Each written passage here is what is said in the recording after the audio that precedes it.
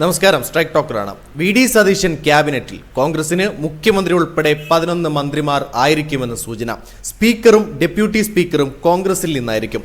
പ്രധാന ഘടകകക്ഷിയായ മുസ്ലിം ലീഗിന് 5 മന്ത്രിമാർ അനുവദിക്കും. ഏക അംഗമുള്ള കക്ഷികൾക്ക് ഫുൾ ടൈം നൽകാനും ധാരണയായി. ആർക്കൊക്കെയാണ് സ്ഥാനം ലഭിക്കുക എന്നതാണ് ഇനിയുള്ള ആകാംക്ഷ. രമേശ് ചെന്നിത്തലയെ മന്ത്രിയാക്കാൻ വി.ഡി. സതീശൻ ക്ഷണിക്കും.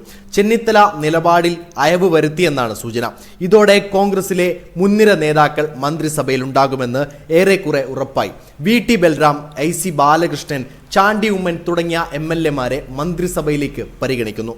കെ.സി. വേണുഗോപാലിന് മുഖ്യമന്ത്രി ലഭിക്കാത്ത സാഹചര്യത്തിൽ ക്യാബിനറ്റിൽ പിടിമുറുക്കാൻ കെ.സി. പക്ഷം ശ്രമിക്കും. 5 മന്ത്രിമാർ ലഭിക്കുമെന്ന ലീഗിന്റെ പ്രതീക്ഷയും നടപ്പാകും. 2 മന്ത്രിസ്ഥാനത്തിനായി സമ്മർദ്ദവുമായി കേരള കോൺഗ്രസും രംഗത്തുണ്ട്. 5 എം.എൽ.എമാർക്ക് 1 മന്ത്രി എന്ന ഫോർമുലയാണ് കോൺഗ്രസ് മുന്നോട്ട് വെച്ചത്.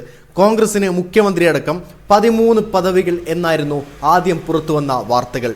3 തവണ എം.എൽ.എ ആയ പി.കെ. ബഷീർ സാധ്യതാ പട്ടികയിലുണ്ട്. കെ.എം. ഷാജിയാണ് മൂന്നാമതായി പരിഗണിക്കുന്നത്. യുവമുഖം എന്ന നിലയിൽ എൻ. ഷംസുദ്ദീനും സാധ്യതാ പട്ടികയിലുണ്ട്.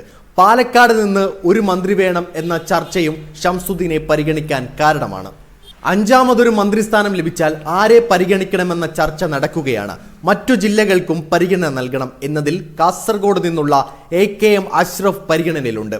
കോഴിക്കോട് നിന്നുള്ള എം.എൽ.എമാരിൽ ഒരാൾക്ക് മന്ത്രിസ്ഥാനം നൽകണമെന്ന ആവശ്യവും ഉയർന്നിട്ടുണ്ട്. പാറക്കൽ അബ്ദുള്ള, റസാഖ് മാസ്റ്റർ എന്നിവരിൽ ആര് വേണമെന്നതിൽ തർക്കമുണ്ട്. 7 സീറ്റുകളിൽ ജയിച്ച ജോസഫ് വിഭാഗം 2 മന്ത്രിസ്ഥാനം ആവശ്യപ്പെടുന്നുണ്ട്. ഒരെണ്ണം മാത്രമേ നൽകൂ എന്നാണ് സൂചന. RSP 1 മന്ത്രിസ്ഥാനമാണ് പ്രതീക്ഷിക്കുന്നത്. CP ജോൺ ജേക്കബ് വിഭാഗം, RMP, CPM വിട്ടെത്തിയ G. സുധാകരൻ അടക്കമുള്ളവർ എന്നിവരെയെല്ലാം എങ്ങനെ ഉൾക്കൊള്ളും, എങ്ങനെ മന്ത്രിസ്ഥാനം വിധിക്കും എന്നതിൽ ആശയക്കുഴപ്പമുണ്ട്.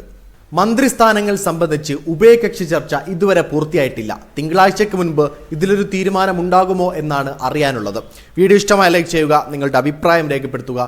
കൂടുതൽ വീഡിയോസുകൾക്കായി ഈ ചാനലിലൂടെ തന്നെ സബ്സ്ക്രൈബ് ചെയ്യുക. This is strike talk, signing off.